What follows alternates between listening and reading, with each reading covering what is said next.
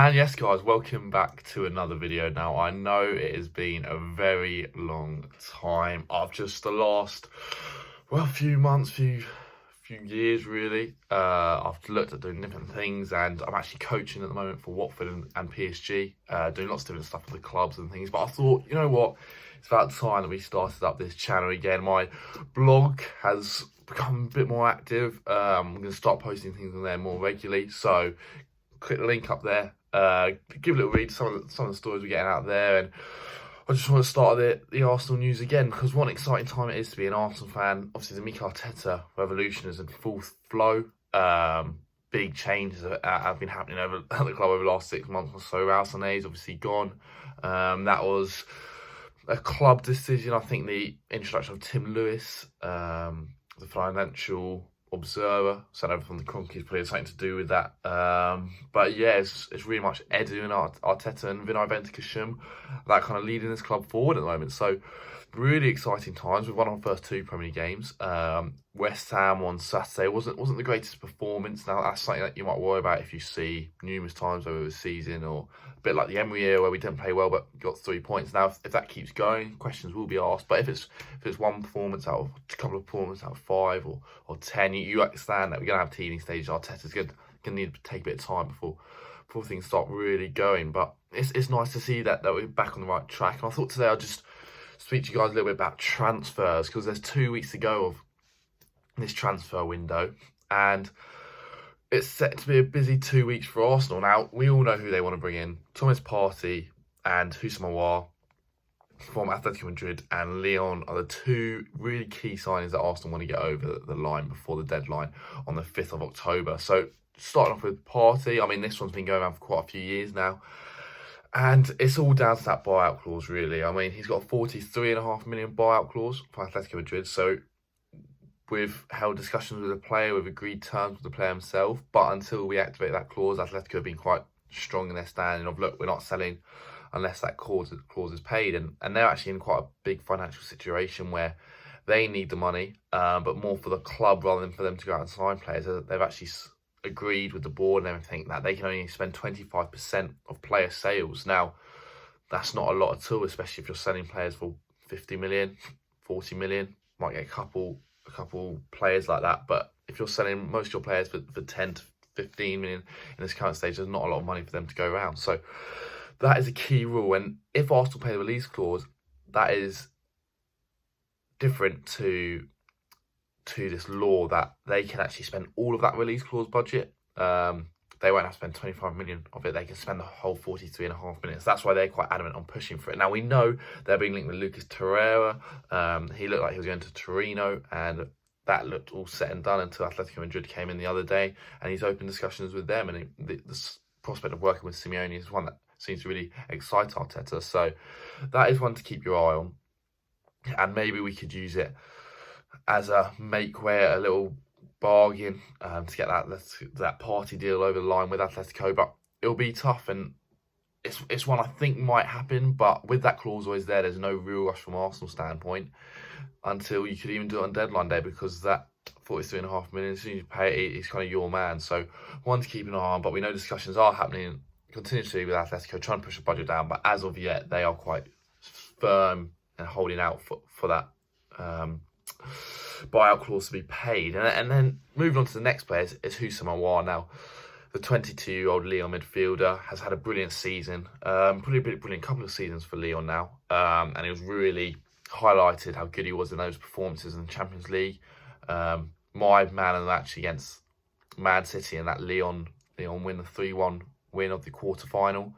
And Arteta actually spoke to Pep about signing him when he worked back with Pep as Pep's assistant in 2018. But they didn't get deal across the line then, and it's looking like Arteta really wants his man this time around. Now, as of yet, no major news. Reliable reports coming in that we're talking to the player. Edu's already held discussions with Jorginho, the Lyon director of football, but as of yet, no real shift. And it looks like at the moment it's one of these two players that will come in, but we don't really have the financial budget to sign both players. But I strongly believe one of them will come in. Which one? I think it will be Partey. I just think it's a little bit easier one to get across the line, and we're the only club really in for him at this moment, which is surprising because a really good midfielder that he is. But I think Aouar, just for his age profile, Juventus been sniffing around for a bit, might be a little bit harder to get him. And then if we were to get both, it'd be a major coup, because we know this midfield at Arsenal is probably our weakest point at present. We really struggle to break teams down that sit low or mid blocks, especially. You saw that in the West Ham game. They use their fullbacks well to take away our width, but then also compacted the middle of the park by playing quite a high line. And it was really hard to break them down. So we need a creative midfielder, but then we also need a bit of a powerhouse, someone that has the legs to track runners. We know Xhaka and Ceballos, although they're good players, they work well together, they're not the quickest.